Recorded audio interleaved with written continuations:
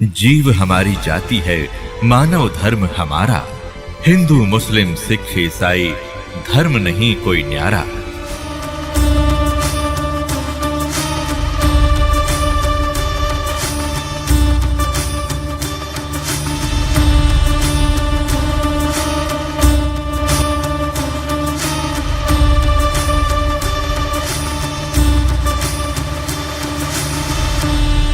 अब क्या सिद्ध हुआ कि एक कुल का मालिक है और ये अन्य अपने अपने सत्र के और भी देव हैं, जो बाइबल भी प्रमाणित करता है। और जो ये कहता है कि हिंदू अन्य देवता है ही नहीं, वो गलत मानते हैं, वो इनकम्प्लीट नॉलेज रखता है। वो कहते हैं little knowledge is the dangerous thing. नीम हकीम खतरा जान, वो नीम हकीम है जो इनकम्प्लीट स्पिरिचुअल नॉलेज रखते हैं। अब पुण्यात्माओं, अब इस दास के प्रयत्न को ये ना समझना कि दास किसी की आलोचना करना चाहता है या किसी को हीन करना चाहता है या किसी के नबी पैगंबर देवता की कोई मान हानि करना चाहता है। दास ये चाहता है कि हजरत मोहम्मद एक नंबर के पुण्यात्मा थे और ये फंस गए इस काल ब्रह्म के। इस काल ब्रह्म ने डरा धमका के इसको जो साधना बताई, 5 वक्त की नमाज, अजान जो परमात्मा को पुकारने का बंग बोलते हैं, 5 वक्त की नमाज और रोजे, ये 3 साधनाएं बताई और इनको डट कर करा करते थे वो।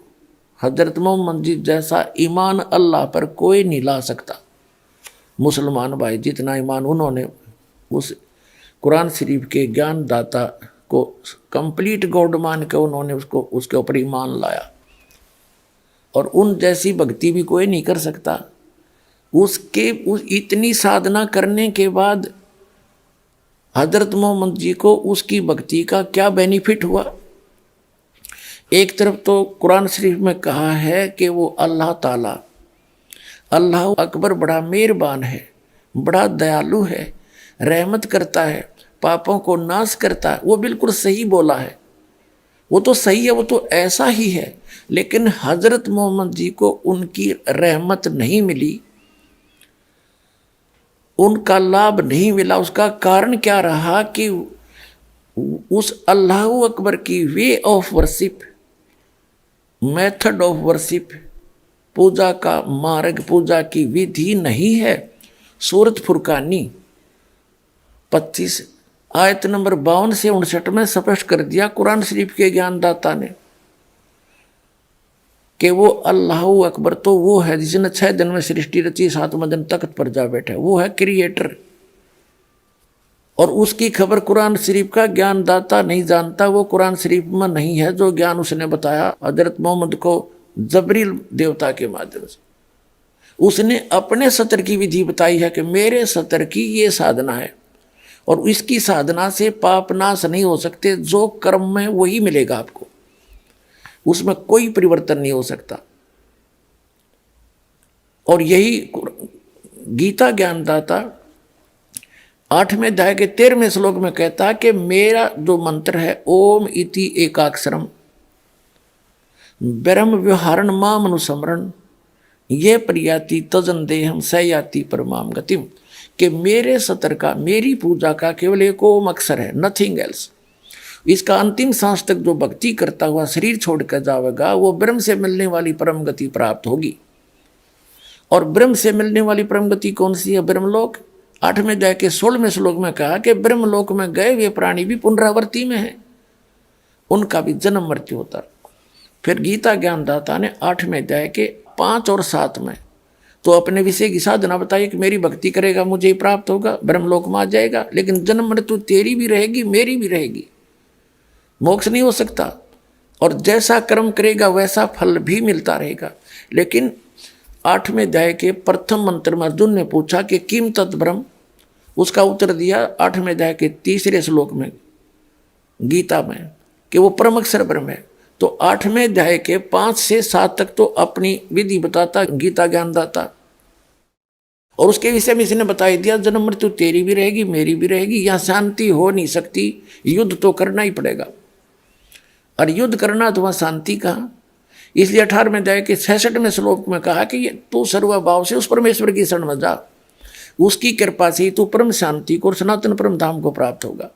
मेरी शरण में रहेगा तो शांति नहीं हो सकती। यहाँ तो आपने दुख है भाग में तो दुख भी भोगने पड़ेंगे, और सुख है तो तेरे भाग का सुख भी मिलेगा।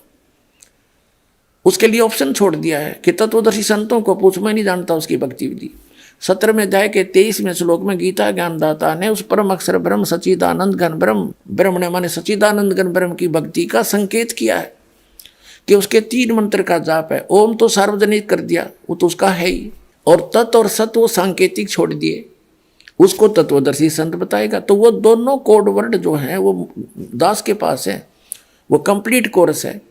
तो उसकी भक्ति 8वें अध्याय के 8, 9, 10 श्लोक में बताया कि सच्चिदानंद घन ब्रह्म की भक्ति करेगा तो उसको प्राप्त होगा।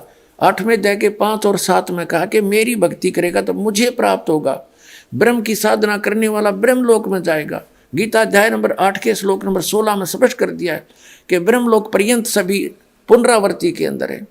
तो उसने स्पष्ट कर दिया है कि उस पूर्ण परमात्मा की साधना से मैं परिचित नहीं हूँ, और मेरी भक्ति करेगा तो ऐसे ही कष्ट भी होंगे, तेरे भाग में सुख है तो सुख भी होगा, तो ये दोनों मिलते रहेंगे। और परम शांति चाहिए तो तुझे सब पापों का नाश चाहिए तो परम अक्षर ब्रह्म की शरण में चला जा। उसके लिए तत्वदर्शी संत की खोज कर ले।